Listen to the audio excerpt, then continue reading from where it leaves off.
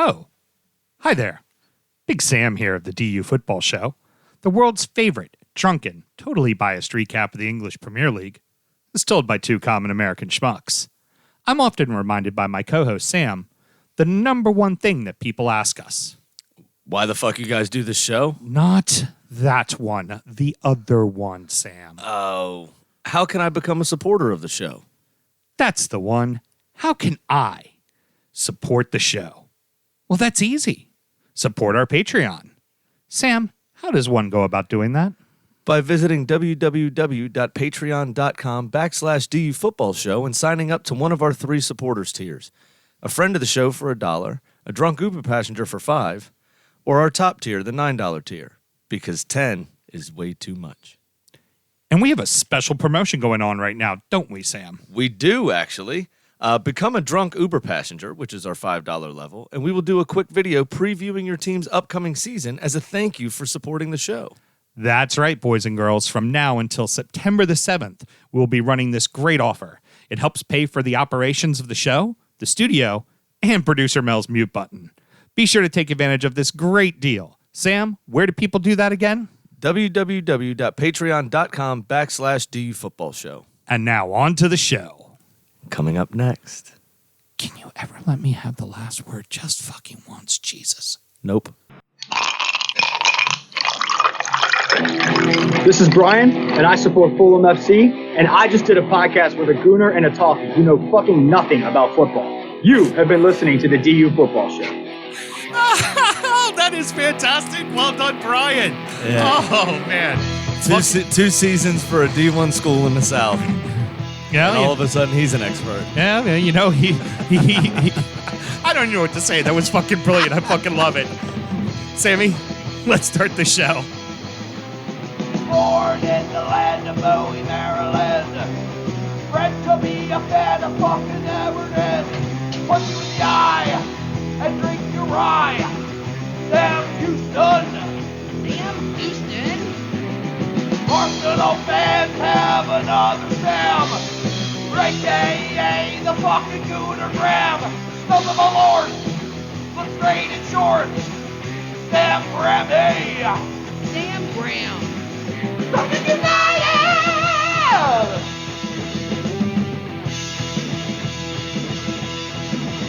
Fucking United!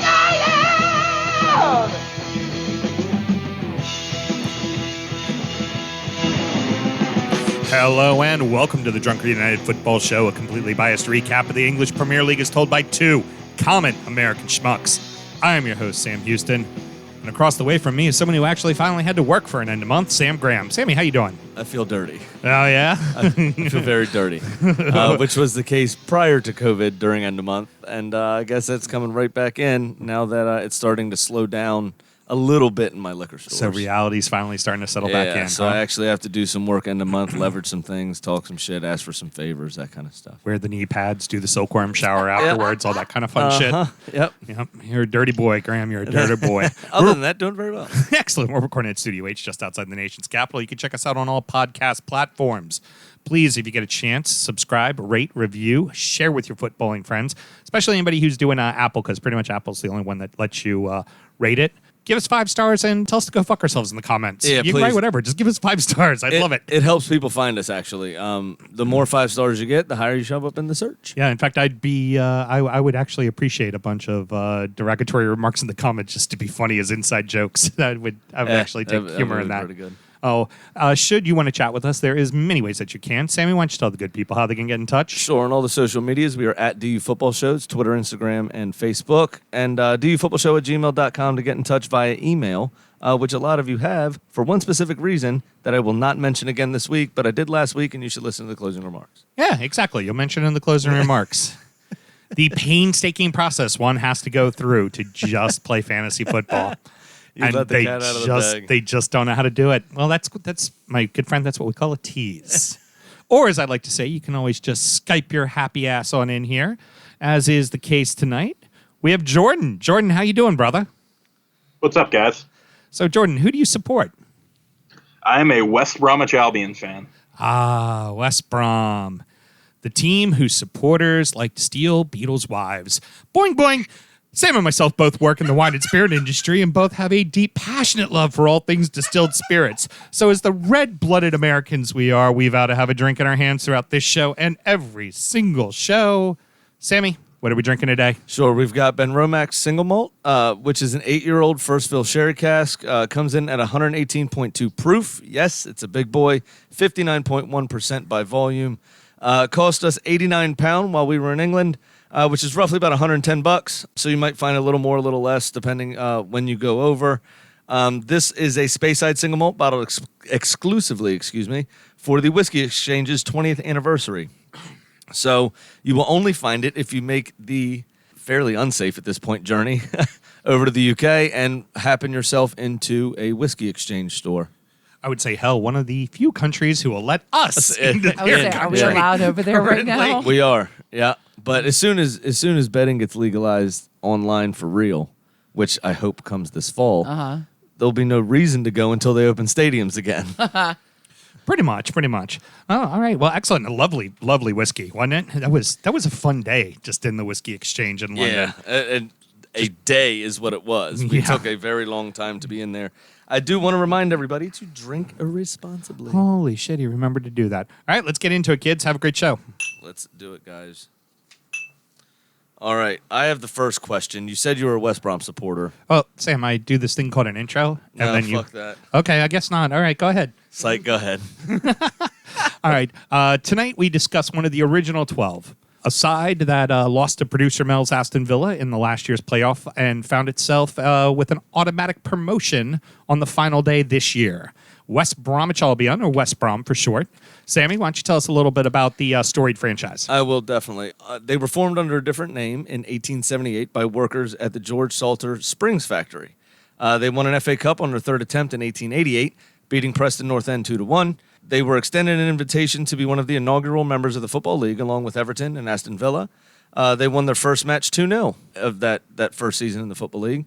And a few short years later, in 1892, West Brom set a record, which still stands today, of the largest margin of victory in the top flight, beating Darwin 12-0.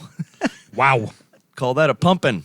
They also won the FA Cup again that year, their fourth time in the final. Albion was renting various grounds to be able to play, but finally settled on a permanent home in 1900 at the Hawthorns, where they still play today. They have played in their traditional stripes since their inception. The Hawthorn Stadium capacity is 26,688. They have one First Division title, 5 FA Cups. Their last one was in the late 60s, 1968. 1 League Cup, and 1 Charity Shield, which Arsenal won their 16th on Sunday, and I'm sure we'll talk about at some point because I won't let it go without mentioning. Yeah, that's going to be injury time. So go ahead. Now is when you ask the question, right. Sam. You see how notes work and Why? The show works? Why? Okay, go ahead. No, not that. Him. Why? Okay. Why Albion? I mean, you don't just go into the Premier League and just pick West Bromwich Albion as an American fan. It's not like ever so random. Like everyone flocks to the big 6 clubs for the most part. Believe it or not, as a young kid who loved playing the game, I was actually an Arsenal supporter at one time. Okay. Probably like under the age of 10. As I kept watching the game and like kind of appreciating, just like everything that's going on with transfers and everything, I didn't really just feel at home really with Arsenal and supporting their club. I loved watching their games, but I don't think that necessarily made me a fan. I really wanted to root for an original club, a club that had a really interesting history, a long history. I mean, I love the idea of the original 12. I really made the change after the 2007-2008 season as West Brom were being promoted to the Premier League off a really, really hot season. Very cool. Yeah.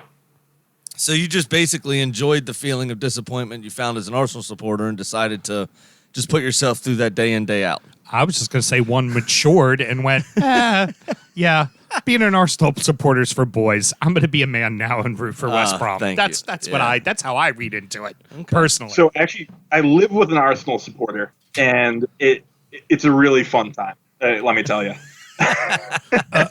Okay, real quick. Yeah. Then knowing that you were watching the Tottenham documentary before you called in for the show tonight, I just got to know, has your Arsenal roommate been able to get through without getting up and kicking the TV yet, watching the Tottenham documentary? I think he really just enjoys laughing at Harry Kane's voice every time he speaks. Mouth so breather. I think from Harry Kane is such a mouth breather. But you know what? Actually, I saw some of the Tottenham documentary. Oh, yeah? And basically just viewed it as a comedy because they released a documentary about winning nothing. Once again, we've won more trophies this month, Sam.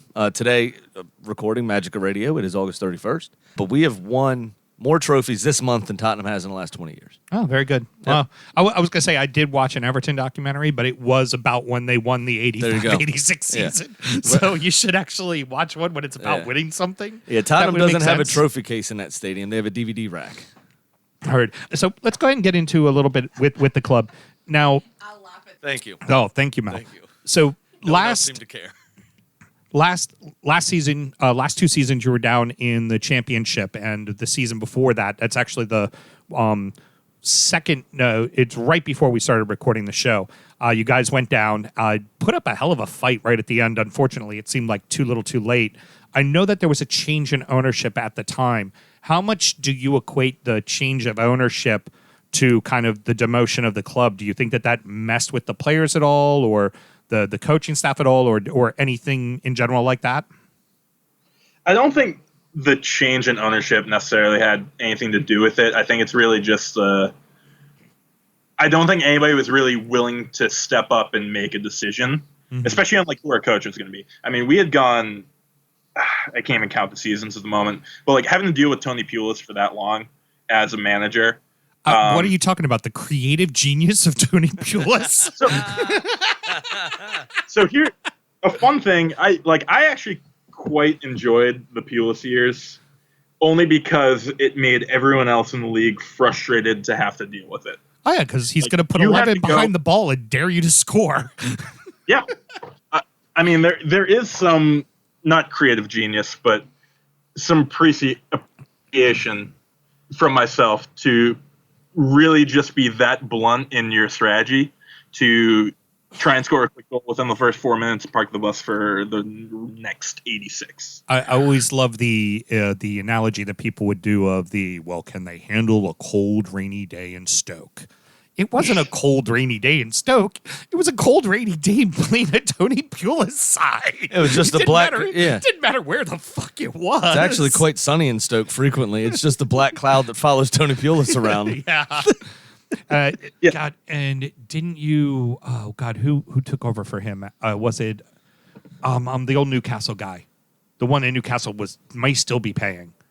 Oh, Pardue. Purdue, yeah. Didn't Purdue take over for a little while too? Yep. Pardue took over, and that was the beginning of the end right there. No. And not might still be paying, is still paying. Oh, No, the Newcastle is, yeah. Yeah. I think, without a doubt, every single West Bromwich Albion fan hates Alan Pardue with a passion to this day.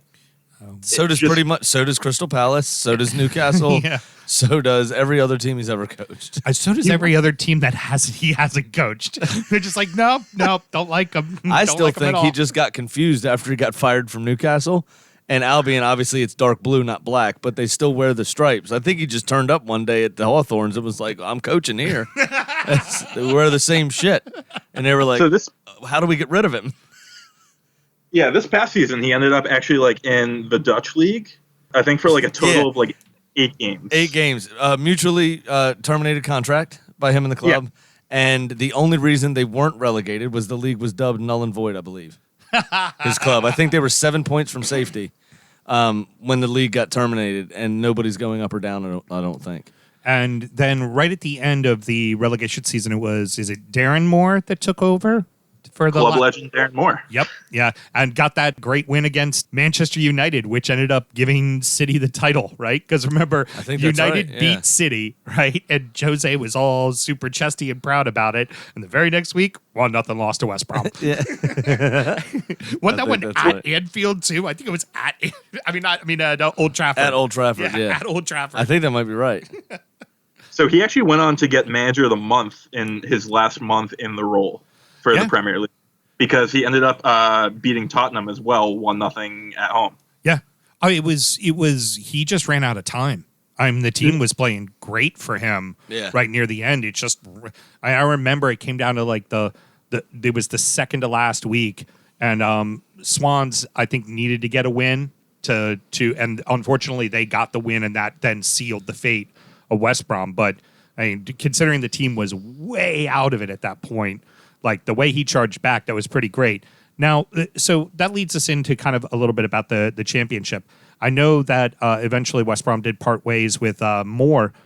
What was it that happened? Was the team just not hitting the achieved goal? Were they not playing well? What was going on in the championship at that time that got him to move on? To this day, I actually still don't understand the sacking of Darren Moore.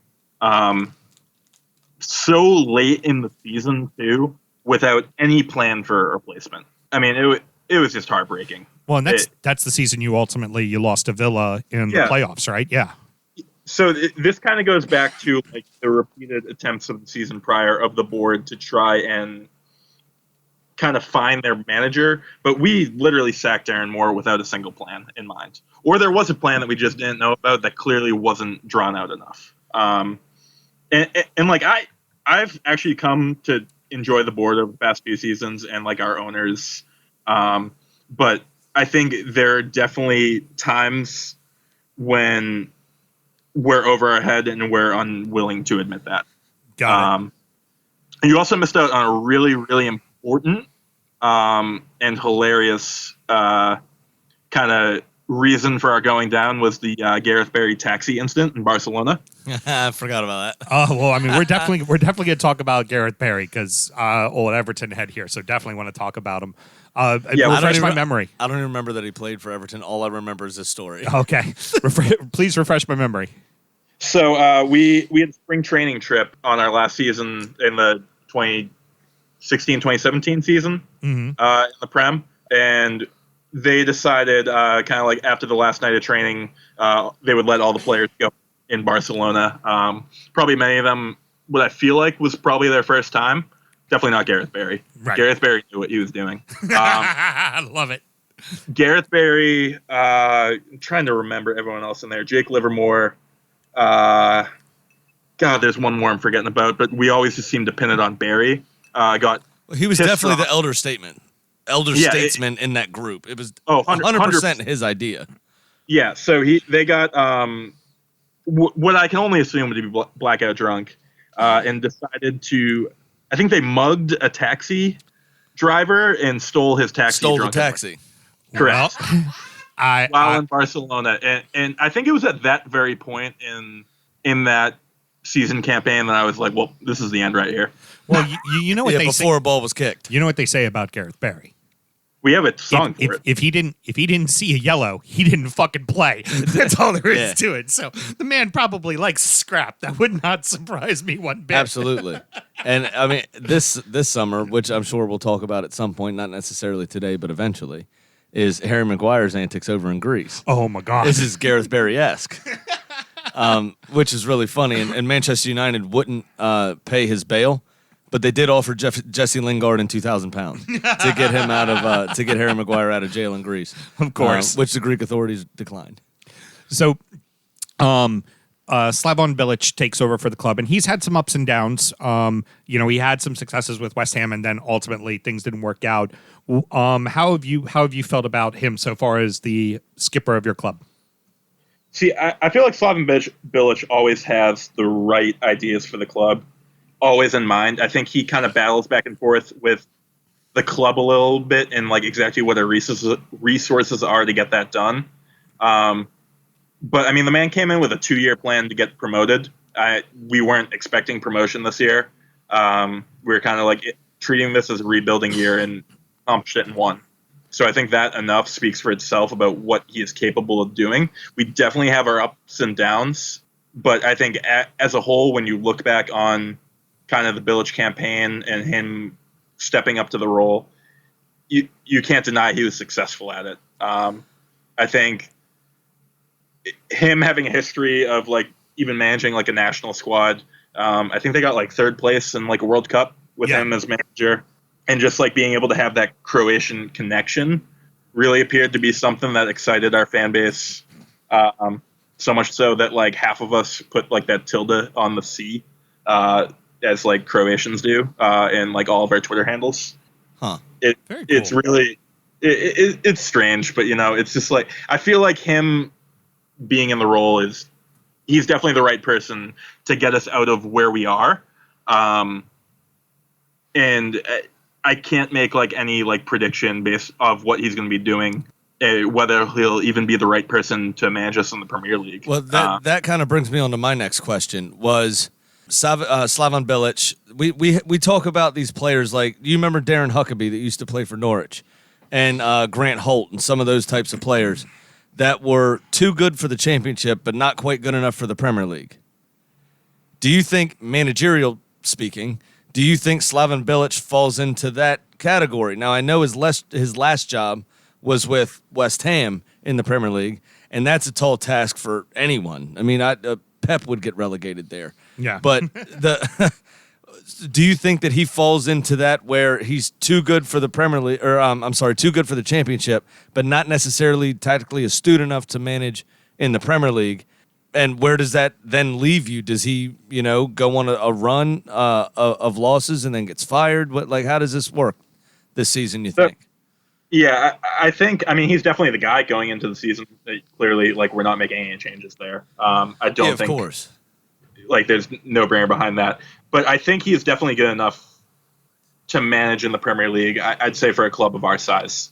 I definitely think in a club like West Ham and having that experience kind of going back and forth with the organization between resources and what you're able to do is really good experience that he has under his belt that he could kind of take over, because you're kind of dealing with a similar thing at West Brom. We're not exactly going out there and spending $100 million like Fulham as we're getting promoted, right.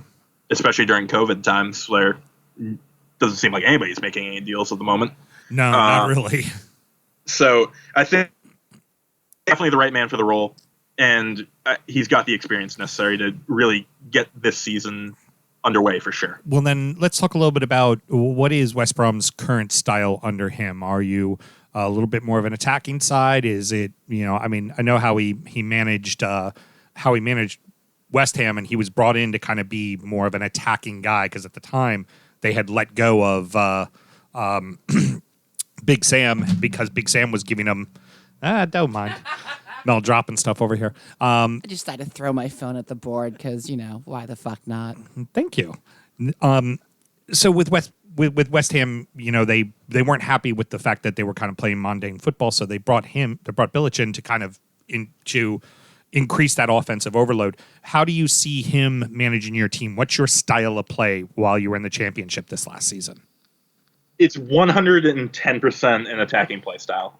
We scored, I think in the past 2 seasons, I feel like we scored the third most goals or something like that in all levels of English football. So you're definitely bang on that. I think his managerial style definitely puts itself to some player flair, kind of some show off on the pitch, especially when we're in the position to do so. We bring a player from West Ham, Grady Diangana. We loaned in a player, Mateus Pereira from Sporting Lisbon, who we just signed about 2 weeks ago. And these are players, and for us as our club in recent history, we haven't really witnessed any individual player flair on the pitch in the past few years, especially during the Pulis era. Right. So individual flares around the dribble ball. What the fuck is that? You were to kick that ball all the way down the field, damn it, and stay behind the 18. No, that is Tony Pulis football. Where Tony Pulis would have fit in really well, right? East Germany. You bring that up, and it's that's exactly what it was. It's from a fan perspective, it does get old. You really enjoy being in the Prem year after year after year, but when it doesn't work under Pulis, it's clear and obvious it's not going to work. And the fans will let you hear that. Wait, clear and obvious. I just heard Liverpool got awarded a penalty. Oh, yes, exactly. VAR just ruled. So to have Bilic come in and kind of show off, even Darren Moore did the same thing. Darren Moore was overly attacking play style. To be able to go off, push forward, and really kind of beat down on some of these Championship teams, is something surprising to see as a fan, and it's just exciting. Like, never have I been able in the previous 4 years being in the Prem to like sit back after like the first half and just crack open another beer and just kind of relax and enjoy the game. Oh, yeah, we got this one in the bag already. We're up 2-0. Yeah, that definitely didn't happen in the Prem for you. Yeah, right. Yeah. Now, with being in the Premier League, obviously comes more money and everything else, and more money for the squad, more money for Bilic himself. As some areas of England are beginning to ease COVID restrictions, are you going to be able to keep Bilic out of the indie clubs in Birmingham long enough on a Friday night to be able to manage on time at the lunchtime kickoff on Saturday? It's going to be tough to tell. I mean, like, going back to that Gareth Barry incident, he's not in the club anymore, maybe we have a chance. Right. I was gonna say you gotta like somebody who, when they go to Seattle, need to go to Subterranean Records just to see where grunge is created. I already like him as a coach. I'm like, yep, you're all right in my book. Yeah. I'm a child of the '90s as well. Like I'm a Gen Xer. So you're into punk and grunge. I like you. You're all right. Can I make one quick, maybe problematic statement? Okay, go ahead. Is it just me, or do a lot of Eastern Europeans have that kind of gray drug addict skin? And if any other coach in the top flight in England looks like they do drugs, it's definitely Slaven Bilic. Oh, my God. I think you dignified that with exactly the response it deserved. Why don't we get a little bit into the side itself? Why don't you talk about a few key players on the team currently, people who, right, let's face it, West Brom was sitting at the top of the championship the bulk of the year until COVID, and that's when Leeds ultimately overtook you guys. But you guys were pretty much in first almost, though. You were running away with it the whole season. So who was it who got you here?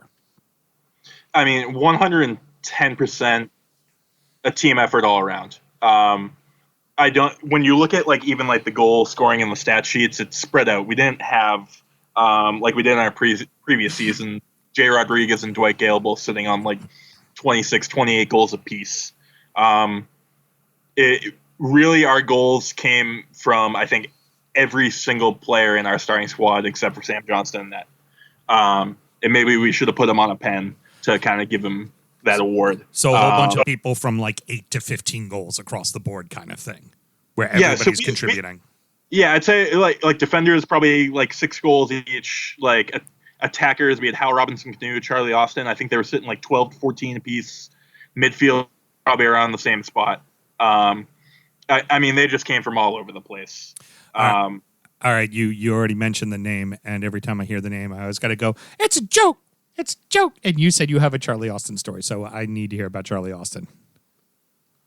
Yeah, I mean, so this would kind of drag this into a little bit more serious. That's all right. Don't mind. Yeah, let's go. So like when kind of like growing up, like and like being like a West Brom fan, like obviously, like I used to watch like a lot of games with my father, and he'd always, once we ended up getting relegated, he was always like a guy who's like, crap, I'm not gonna watch like B League football, B League soccer. Like he was like kind of like the old timer guy, like he's just gonna like sit down and watch the Prem. So I kind of like, he didn't watch it all the season before when we were in the championship. Then our second season in the championship, he started to kind of come around to it, and he really had like a good connection. It felt like with Charlie Austin, and like he was, I don't know why, and like maybe him just like as an older guy being attracted to an older player on the pitch. I really don't freaking know, but he really seemed to like kind of like enjoy the performance that Charlie Austin put on, because he'd always be like the late sub that would come on and score some goals. My dad ended up going through some like pretty tough times. He ended up like suffering a heart attack in December. Sorry to hear that. And he ended up, I remember it was like late December, like Charlie Austin comes on, we're watching little did I know what would be like our last game together. And Charlie Austin comes on. I don't think he ended up getting everything. He's like, like that's the guy. Like that's my guy. And that was like the last game we ever watched together. Aww. My dad ended up passing away. I think it had to be like 4 or 5 days later, from like a second unexpected heart attack. And little under 48 hours later, me with like no sleep, we have our derby match against Birmingham City. which is like obviously like no Aston Villa, no Wolverhampton in the league. Go into that game, what felt like kind of half-assed, like kind of coming up on the holidays, end up going down 2-1. How Robinson Canoe like can't do too much up front. 66th minute, Charlie Austin gets subbed on sometime around there. And like, fuck, I still remember the call this day. It's like, Pereira, Livermore, Austin. Oh, it's magnificent. It goes a top scoop turn, like what felt like a nice little flick, like right up in the top left-hand corner. Austin ties the game, tied 2-2, kind of going up into the final like leg of the match. And then we get this next like absolutely insane cross. It was from Phillips. I don't think Phillips really did much for us all year. Crosses it right into Charlie Austin. Charlie Austin scores the game winner. And it was like the first time I ever believed that like something weird was happening, you know, like as a West Brom fan. And like I ended up like setting out like a few like tweets about like, hey, like Charlie Austin, you were always my dad's favorite player. First game I'm watching without him. And you get a brace. Just like thank you. Like it kind of gave me hope that like, you know, like this guy's like actually like still watching down on us. And like I ended up sending out tweets and I'm like going to dinner like later that night. Like this thing's going like kind of like semi-viral, which is like really weird for me. And I end up getting a message from Bianca Austin, like his wife, just saying like, hey, like Charlie clearly had like a guardian angel watching down on him. We're talking about it right now at dinner. And it was just like a really cool moment. That's like awesome. As like a West Brom fan. And that kind of brings up like even like my next point, like being like a West Brom fan, like everything I don't even know if that made sense, like is about like the West Brom like family aspect to it. I think like we are not the biggest club in England. We don't even come close to that. Right. Our stadium holds 26,000 people. Everyone's a full family atmosphere. Everyone supports the club because their father supported the club, their mother supported the club. It's just like a generational thing in the Midlands. Mm-hmm. And like, just like being so like receptive for like me to like kind of put my life out there, like as a West Brom fan, and like as I do so on the account, kind of like over the past few years, it's like been received like fairly well by like not just like other American supporters, but like by mostly like the supporters overseas. And just like forming those connections with everyone over there has been like an absolute blast. Oh, that's fantastic. And everything about it, like just being a West Brom fan, it feels like everyone's in it for each other. You found two more in us, brother. We both lost our fathers to heart attacks as well. Mm-hmm. Sam quite a while ago. Mine will be 5 years in October. So we definitely feel your pain there, my friend.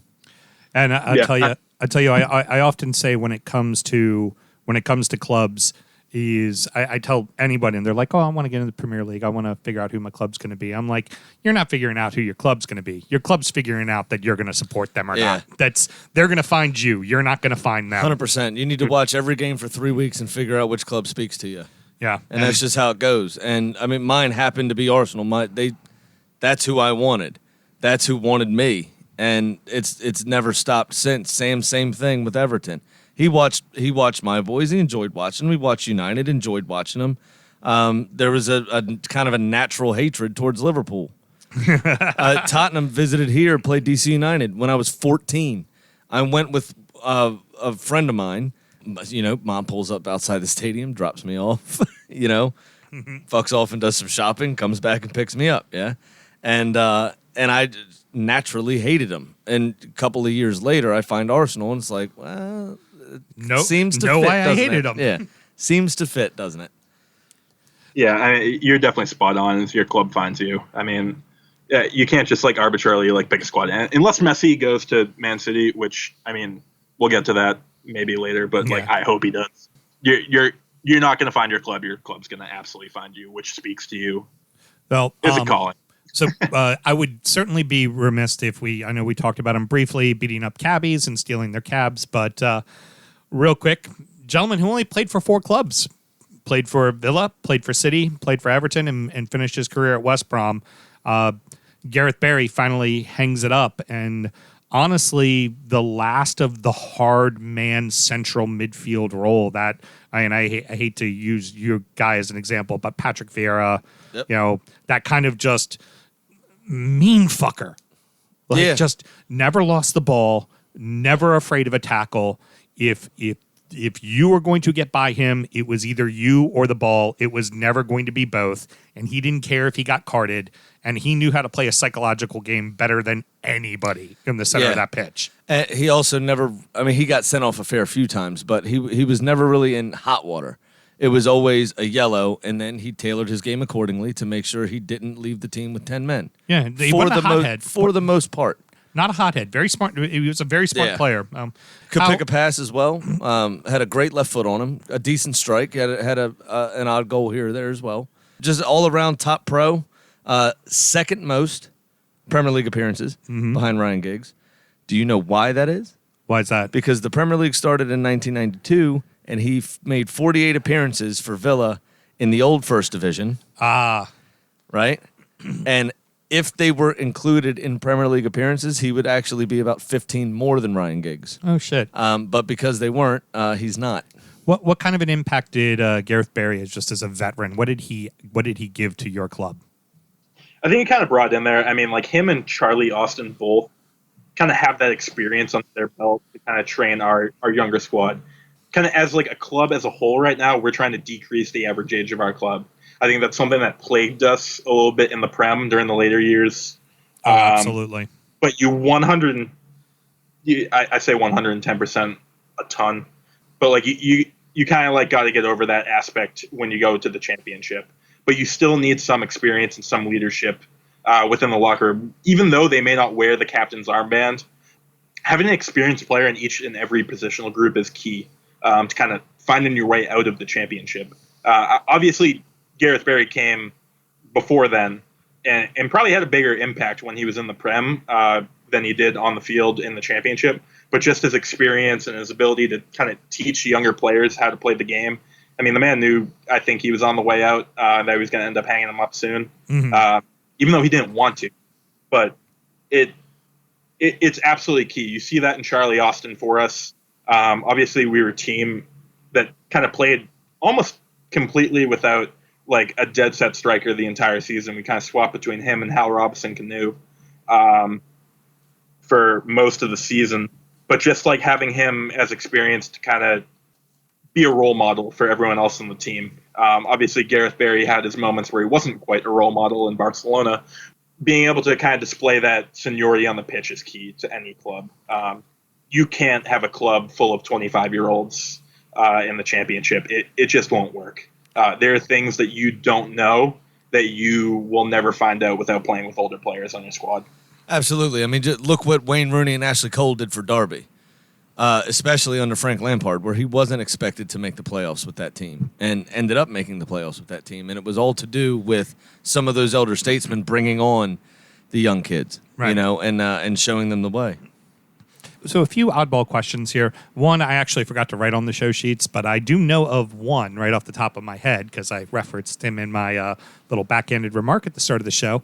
Who are some famous supporters of West Brom?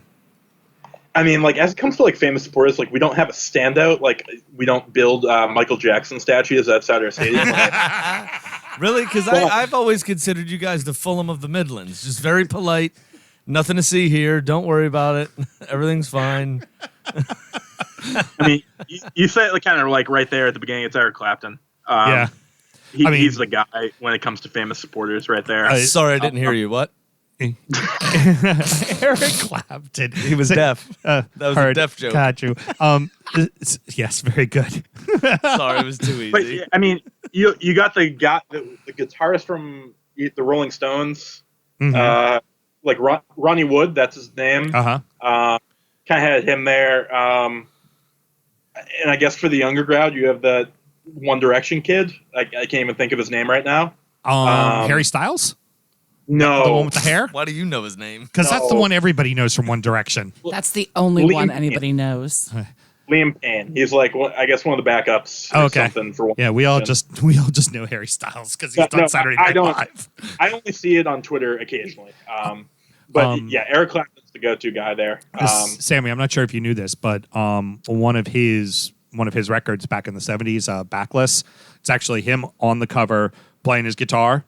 West Brom scarf wrapped around his neck. Oh, really? Yeah, I did not know that. Oh, He was in not something that people talk about a ton in the music industry, but he's very like I listened to there's a music podcast I listened to that was talking about one of his records. Yes. And one of the fun facts they talked about was like Eric is an avid, they didn't say the club, and I tweeted them the show and went, it's West Brom is who he supports, but they were like, he would actively like pause everything to watch a match, and he was just very actively involved in being a football supporter of West Brom. It's just not something you typically hear in the music industry. Now, what's great, actually, there is one other prime example of that you would see in the music industry where Eric Clapton didn't have the ego to really get involved, where Elton John bought his club and almost drove them into the fucking ground. Both had obviously amazing and wonderful music careers that are going to be respected for generations to come. But Eric Clapton knew what he was good at and stuck to it. And both of them in the 70s really liked drugs and then got clean. But both of them in the 70s really liked drugs. Yeah. But Elton John's acid intake only furthered his idea that he could be a chairman. Eric Clapton still somewhat kept his feet on the ground. Well, it was because Eric he did a lot of heroin, so he was just not motivated to do a damn thing. Got He it. was just like, I'll play the guitar every once in a while. Outside of that, fuck it. He actually put in a bid for West Brom. Just couldn't get up to sign the paperwork. All right. Bad jokes. Terrible. Jesus Christ. You already hinted at it earlier. Who are your derbies? Who are your rivals? Yeah, so I mean, it's great to kind of be able to kind of go at Aston Villa again. They're definitely like one of our rivals. I'd say we go at it back and forth a while, but I'd say they've become our rival more of recent. The historic club rival, in my opinion, is Wolverhampton. We have not played in what feels like forever. Yeah, they were coming up as you were going down, right? Yeah, I mean, we just straight up missed each other. We don't draw League Cup matches. We don't draw FA Cup matches. We just seem to miss each other at every chance we get. And to finally, would you consider that real quick? I'm sorry. Would you consider that because Villa and Birmingham City are both within the city limits of Birmingham, and West Brom just being outside, you're kind of the third wheel, and Wolves doesn't really have a natural rival anyway, and you're still very close to Wolverhampton? So our main rival, in my opinion, is Wolverhampton. Like, not just like by geography or anything like that, but we call it Black Country Derby. They call it the Black Country Derby, despite the fact that it's kind of like debated whether or not Wolverhampton is even part of Black Country. We'll go at it and like we'll draw maps all the time, like kind of excluding Wolverhampton. They'll draw a map excluding West Brom, just be like, oh, this is the true Black Country, and they'll just exchange it back and forth. Someone will pull up a map from like 1912 being like, oh, here's the original Black Country. And I mean, stuff like that goes back and forth, but I think it's definitely Wolves. The big rival, like Wolves don't consider Aston Villa that big of a rival either, which I think is kind of the other half of it. Well, and Villa, frankly, considers Birmingham City more a rival than both you and Wolves. I mean, they called this year when Wolves and Villa played each other. They called it the Midlands Derby. But the other thing is Villa tends to find itself in the upper echelons of football, where Birmingham City don't. Right. So Villa technically don't really even have a main rival, if you will, because they always play in different leagues. Right. However, they are quite close together in Brummyland. Right. And so that would just be a geographical derby. Yeah. Yeah, they seem to pick us for the most part over Birmingham City. I mean, the geographical kind of rivalry within the city limits of Birmingham is harsh. So much so that you have that lunatic 2 years ago like run onto the pitch and like punch Jack Grealish. Punch Jack Grealish. Fucking asshole. Yeah. Oh my God. I mean, they're lucky that Jack didn't just kick him with the calf. At the time, as a West Brom fan, like we all we have a hatred for Jack Grealish, right? But then what feels like we kind of got one of our own in Mateus Pereira. That kind of play style, you know? Right, exactly. And I think they're both destined to be stars, and like we go back and forth at it all the time. It's just funny. So the play style is get touched, fall on the ground? To opponents. That's not a no. That's not a no. I would also be careful, no. though. I mean, I would also be careful, though, watch because Jack Grealish has the backing of the Peaky fucking Blinders. Yeah, no shit he does. So we watch that as fans, and like we don't defend that. Like Right. we're not gonna like, and I think they don't do the same, but they'll just like kind of deflect it, and we keep deflecting it back at each other between like Milish and Mateus Pereira. But like when that happens and you see like one of your players flop, like you just kind of roll your eyes. Oh, trust me, I've got a Brazilian on my side with Richarlison, and all the time I'm like, stop making a meal of it. Now, he doesn't flop a ton. He normally gets fouled, but he makes a meal of it every time. And I'm like, stop fucking being a Brazilian. Get on your fucking feet. Drives me nuts. The only time you do defend it, and it's usually emotional in the moment, is when you're 1-0 down, and that happens in the box. Yeah. Definite pen. Nailed on pen, ref. Fuck. Oh, so that's and then you see the replay and you kind of go, oh, maybe it wasn't a pen, but you should still call it. This is a great stat because we haven't played in the league with VAR yet. Like, this is going to be our kind of first like real extent with it, but we're actually 2-0 in VAR games. Oh, okay. Yeah, we're 2-0. We beat Liverpool at Liverpool 2 years ago. Oh, yeah, that's right. In the FA Cup. And then that was we beat, 3-1. You whooped them, didn't you? If I recall correctly, it was 3-1. I think. I think that's right. They ended. I think it ended 3-2. But yeah, it was a good one. You know, enter a mile, bro. Enter a mile. I can tell you what I remember. I remember this was me the entire game. That was me the entire match. So we have like a really the other game is West Ham, which we had in the FA Cup this year. Right. But like going back to that game, it's like playing a League One side. Don't celebrate that. Oh, damn. Like we have a pretty like our recent history against Liverpool, which is like really funny. Like I think we're unbeaten like 3 or 4 games against them, just because we haven't played them as a recent. So we also got that kind of like imaginary trophy we hang over our heads. Excellent. All right. Well, so then final question. How do you think it's going to work out for you this season? Let me put it in terms you can understand. How wicked awesome you think West Brom's going to be this year? Knowing you're a Bruins Is fan. that your attempt at a Boston accent? Yeah, that was his it's the attempt. best I could do, mate. I don't feel like I have a little bit of Boston 120 proof whiskey in me. That's the best I could do. Regardless, that was You know what that was? If he was in the South, that would have been a bless your heart. Definitely a bless your heart. Lindsay. cotton socks. Bless your little cotton socks. Yeah, definitely. Well handled, sir. Please go ahead. How do you think you guys are going to finish up this year? So at the moment right now, I actually have no idea. With our current squad, which is inarguably worse than our squad as it was in the championship last season, because we have the departures of Callum Robinson, Grady Diangana, Filip Kravinovic, Gareth Barry being one of them, Chris Brunt, another great one, who we didn't even talk about this time. Very true. Brunt was part of the teams that were in the Premier League, I remember, right? Yep. Yeah, he's got some crazy number of assists in the Prem. But regardless, like as it stands right now, like avoiding relegation with our current squad would be an achievement. But we have no idea where this is all going. Like these times with COVID and kind of transfers is just insane. Obviously, we're in talks right now. We'll get to it later with like Filip Kravinovic, Troy Deeney, and it's just like we need something to break through. We have all these like great Croatian links, Bilic, but I just can't tell anything at the current times, and none of us can. Well, I mean, you could easily be compared to then in that regards, like because you said this about your club. In fact, much like the Norwich side that came up this past season, they were expecting to come up in 2 seasons, not 1, and they were kind of caught off guard at being in the Prem maybe a little too quickly.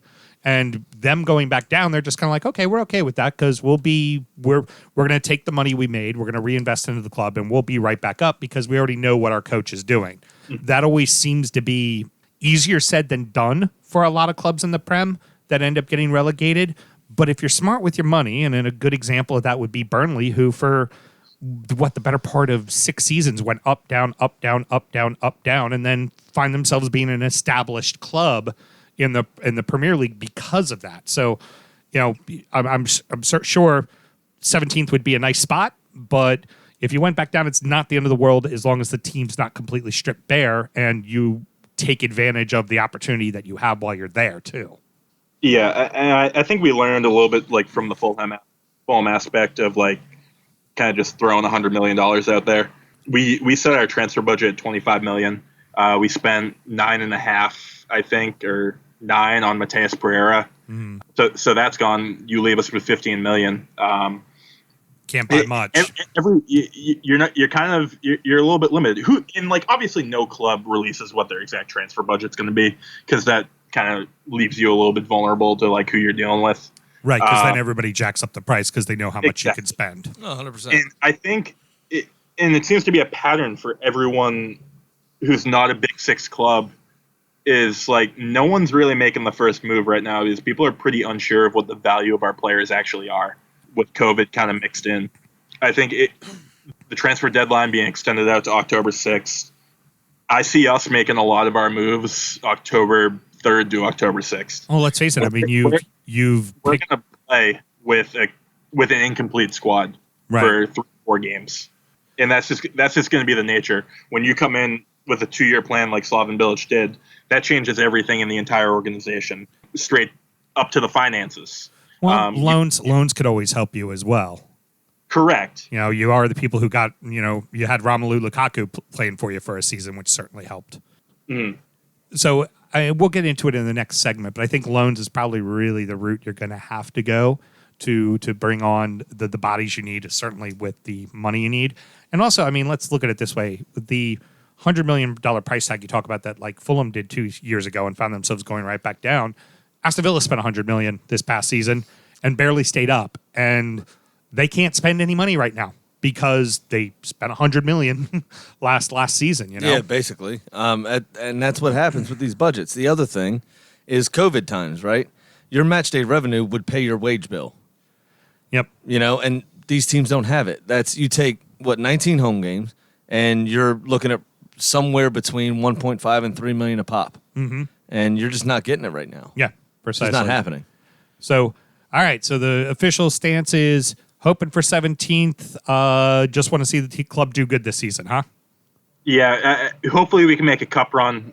We always love a good cup run. But I think as of right now, I think we're still on the 2-year plan track. Like you said, I think seeing a lot of loan deals come through kind of late on, especially as like clubs need to reduce their wage bills.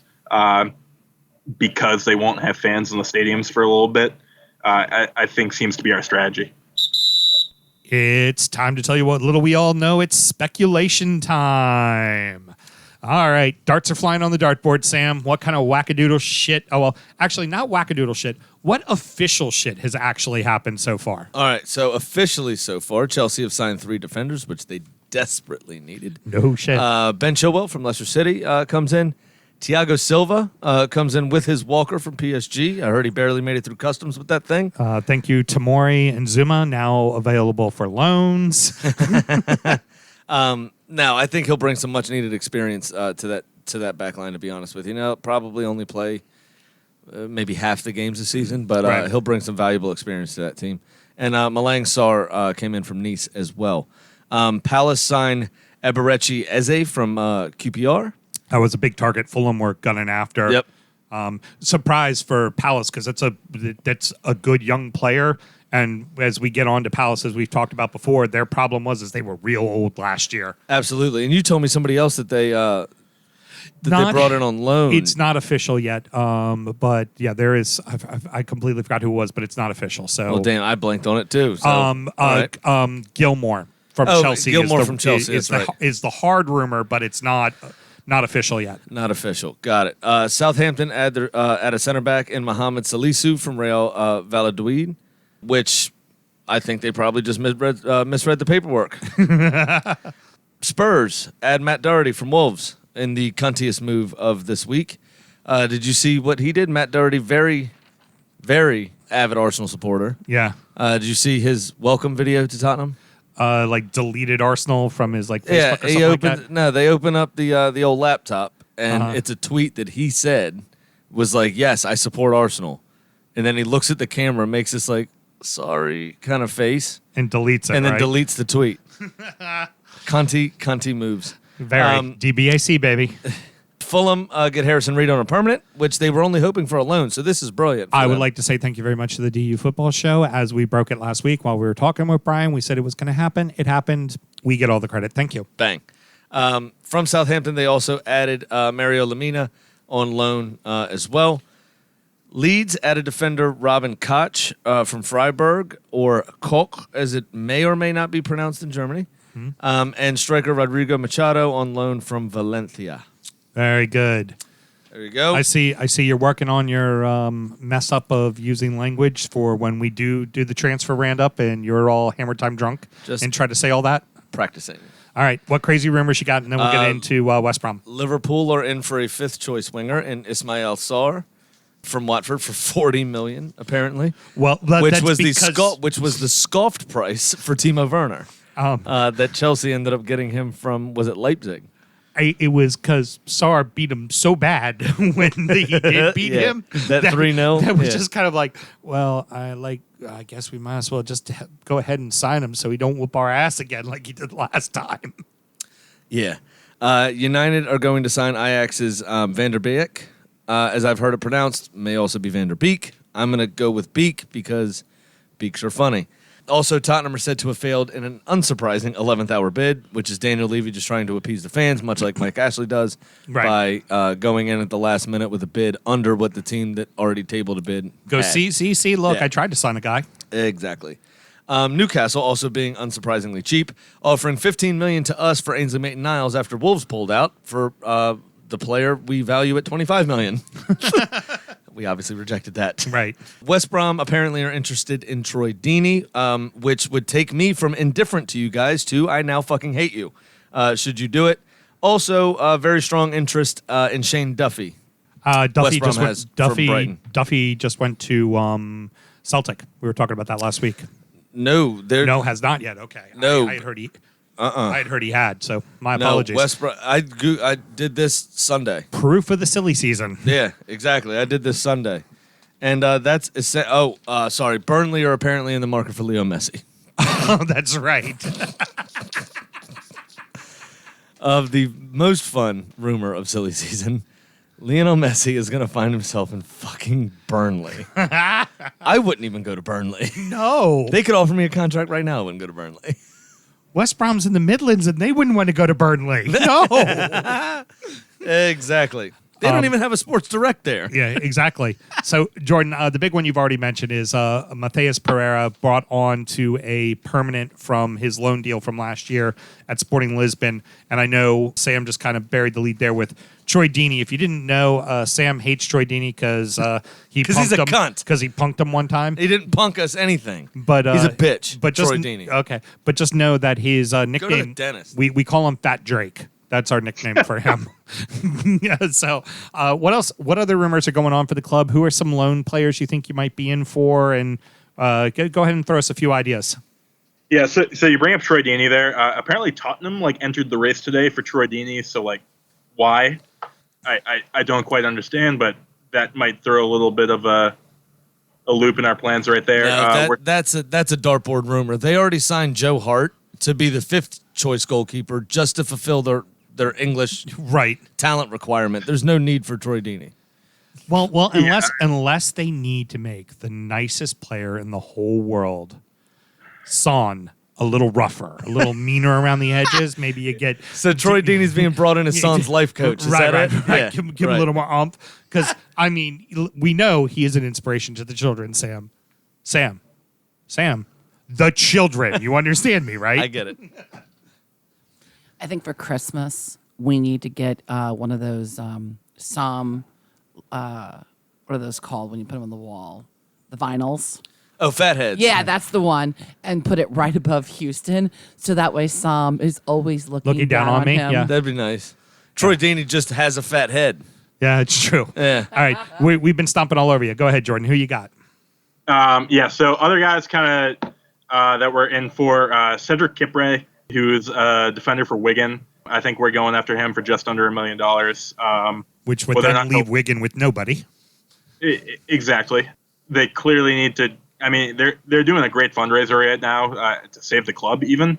So maybe we an extra $100,000 there or something. I really don't know. another recent rumor is Phil Kravinovic. We're trying to get back from his loan from Benfica. He played for us last year. Okay. We've had a few kind of missed attempts, I'd say, for bidding to kind of get him back, and they were getting pretty angry with us. So it seems like we're kind of going on the loan deal with an obligation to buy, assuming we stay up after the season. That kind of seems it for right now. I mean, like, as it comes to like transfers, like I said, like I feel like we're going to be making so much of our movement so late, and we're just not there yet. Well, see what teams need, like you said, need to dump some salary. Hell, that could be a team like us, to be honest with you, because that's one of the hard things that Everton's been going through is trying to just dump salary because there's so many guys on our team that were making over 100,000 a week after the Steve Walsh era, or what I like to call the buy every number 10 available in the Premier League. That season we have an absolute ton of that. So if you need a bunch of 10s, we have a whole bunch of them we can sell you that are making 100,000 quid a week. Yeah, I mean, and I think the last thing we need, like if we don't end up securing Troy Deeney, is really kind of that solid striker. I mean, you kind of brought it up earlier, like whether or not, like, as much as I have that like great like personal connection to like Charlie Austin, like I think he's like kind of like one of those guys. He's like he has like the most goals in the championship or something like that, but he just hasn't really seemed to perform in the upper league. And we're gonna need someone more solid up there. I really hope we do find that in Troy Deeney, but like, only time can tell on stuff like this. Exactly.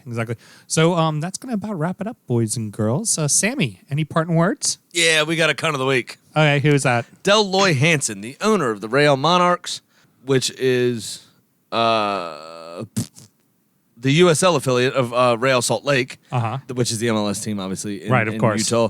And then also the WSL Royals. Okay. Right? Use some racist language in front of employees for not the first time. First time people felt comfortable coming out about it, but he apparently has a quite long history of doing these sorts of things. And I just want to commend MLS. Shit came out Thursday. By Sunday, it was announced he's selling the club, all property that he owns with Utah Soccer Holdings, the club that owns those three clubs, or the company that owns those three clubs, as well as all the real estate that goes along with those three clubs, training grounds, stadiums, everything else. Wow. It is up for sale. MLS is going to help with the transition, as they should, because it's a single entity league. But yeah, Delroy Hansen. Delroy is actually what the real name would be. It's Delroy Hansen. Yep. Here's your cunt of the week, brought to you by the DBAC Bear. Heard. Very good. Stop being fucking racist. It's not that hard. No, it's not hard. Just be nice to people. That's it. Really and wash not your hard. goddamn hands. Yeah. Hashtag COVID. Heard. All right. Well, Jordan, thank you so much for joining us, man. This was an absolute blast, man. Do you have anything you like? Please plug your Twitter and talk about the West Brom family. Hey, I mean, if you actually don't know who you're going to support in the Premier League next year and you're listening to this to kind of like have which club speaks to you, give West Brom a watch. We start off against Leicester on the 13th at 9 a.m. That's a Sunday. So we got a nice NBCSN game. Nice. So, yeah, like that. I'm at West Brom America. Hopefully, actually, quick plug for any West Brom fans listening. We just got approved by the club to be the official club recognized group for American supporters, which is awesome. Fantastic. Congratulations. So, yeah, been going back and forth with the club a little bit while on that. So I'd say we're finally here. Excellent. Well, please let us know as new groups pop up across the country for West Brom supporting. Let us know, because we always like to follow all of them. We like to interact with everybody. And gosh forbid we're in one of the cities, because both of us do some traveling with our jobs. Whenever we're out, we always try to make sure we catch matches. And even if it's like I wake up on a Sunday and Everton played on a Saturday, I'll go find some matches and I'll go meet up with some fans. So I always like to go catch games with people. So please keep us aligned of what groups are starting to pop up. Certainly, because you get the USA group up and running, that's going to help get other chapters up and running as well. So that's great news to hear. Congratulations. Thank you, guys. Yeah, we're going back and forth with the club a while on that. Just kind of make sure it's all built out right. And yeah, finally right there, right for the Prem. Well, and hats off to the family as well. Just a few tweets today. You put out a tweet, I put out a tweet, and lots of response. And every single person that I saw that favorited it or retweeted it West Brom American supporter. Like just this. Oh, awesome. So already a lot of response, which is great to see. So fantastic. Do you guys have an Instagram yet? We do not have an Instagram. No doubt. I definitely don't have a face for Instagram.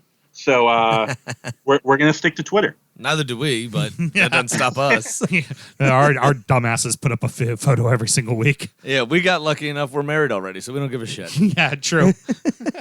I'm not going to have anybody slide into the old DMs there, am I? Nope, not at all.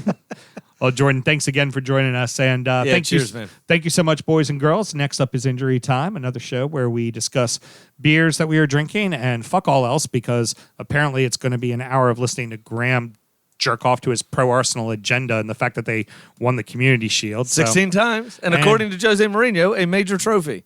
And if somebody was interested in finding Injury Time, how would they go about doing that, Sam? Very simply, you find that right at www.patreon.com/DUfootballshow, where you can sign up to one of 3 tiers and have access to exclusive content more and more each time you pay more.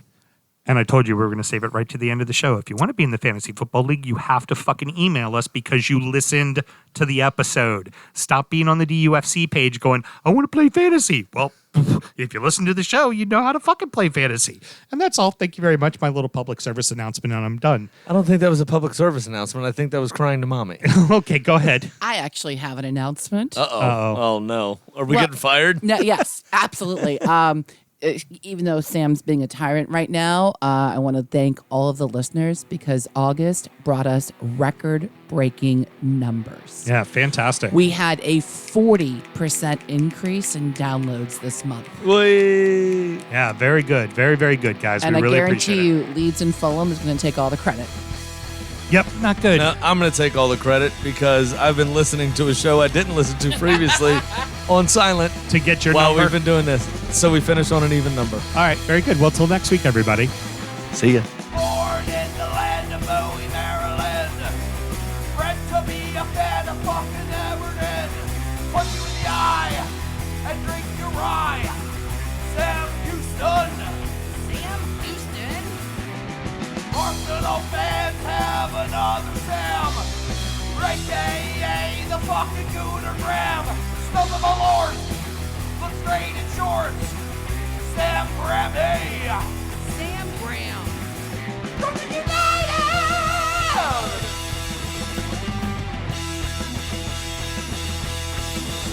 Brooklyn United!